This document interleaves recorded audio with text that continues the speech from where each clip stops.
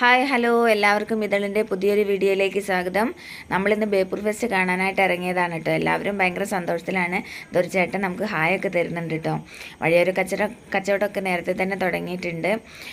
കുഞ്ചുവിനാണെങ്കിൽ നടന്ന് കാല് കൊഴിഞ്ഞെന്ന് പറഞ്ഞ് അച്ഛൻ്റെ തോളിൽ കയറി ഇരിക്കുകയാണ് കേട്ടോ. നമ്മളിങ്ങനെ തിരക്കിലൂടെ പതുക്കെ നീങ്ങിക്കൊണ്ടിരിക്കുകയാണ്. ആദ്യം ഫുഡ് കോർട്ടിലേക്കാണ് കേട്ടോ കയറിയത്. ഫുഡ് കോർട്ടിലാണെങ്കിൽ ഒത്തിരി വിശേഷങ്ങളുണ്ട്.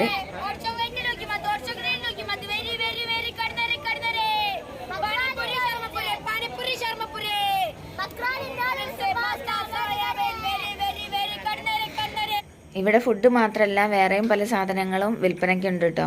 ആളുകളൊക്കെ നന്നായിട്ട് വാങ്ങുന്നുണ്ട്. ഇത് ഈ ചേട്ടൻ തന്നെ ചിരട്ട കൊണ്ട് ഉണ്ടാക്കിയ ഓരോരോ വസ്തുക്കളാണ്. നമുക്കിത് വൈൻ ഗ്ലാസ് ആയിട്ടോ ചായക്കുള്ള കപ്പായിട്ടോ എന്തെങ്കിലും കറികളൊക്കെ വിളമ്പാനുള്ള പാത്രങ്ങളായിട്ടൊക്കെ ഉപയോഗിക്കാവുന്നതാണ് കേട്ടോ അതൊക്കെ. പിന്നെ നമ്മൾ കണ്ടത് പലതരം കുനാഫ്കോകളാണ്. ചെമ്മീൻ കൊണ്ടുണ്ട്, ചിക്കൻ കൊണ്ടുണ്ട്, പിന്നെ മധുരമുള്ള ടൈപ്പ് അതുകൊണ്ട് കേട്ടോ. കുറച്ചൊക്കെ നമ്മൾ ടേസ്റ്റൊക്കെ നോക്കി നന്നായിട്ടുണ്ട് ഇവരൊക്കെ ഉണ്ടാക്കിയത്. പിന്നെ കണ്ടത് മുട്ടമാലയായിരുന്നു. അതും നമ്മൾ ടേസ്റ്റ് നോക്കി. അതെനിക്ക് വല്ലാതെ ഇഷ്ടപ്പെട്ടൊന്നുമില്ല, എന്നാലും കഴിച്ചു.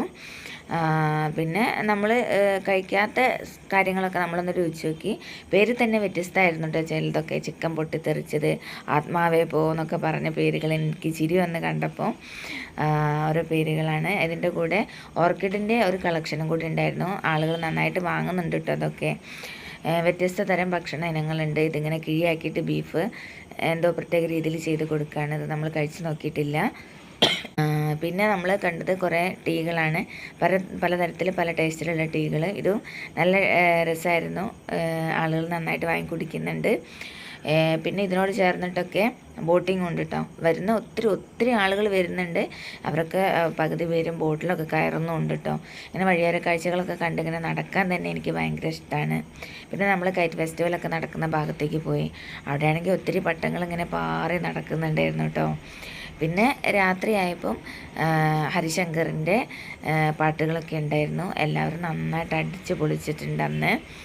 പിന്നെ രാത്രിയായി വിശന്നപ്പോൾ വീണ്ടും നമ്മൾ ഫുഡ് കോർട്ടിലേക്ക് പോയി വീണ്ടും എന്തൊക്കെയോ കഴിച്ച് നടന്ന് പിന്നെ കുറേ ഫോട്ടോസൊക്കെ എടുത്ത് ഇങ്ങനെ നടന്നു കേട്ടോ.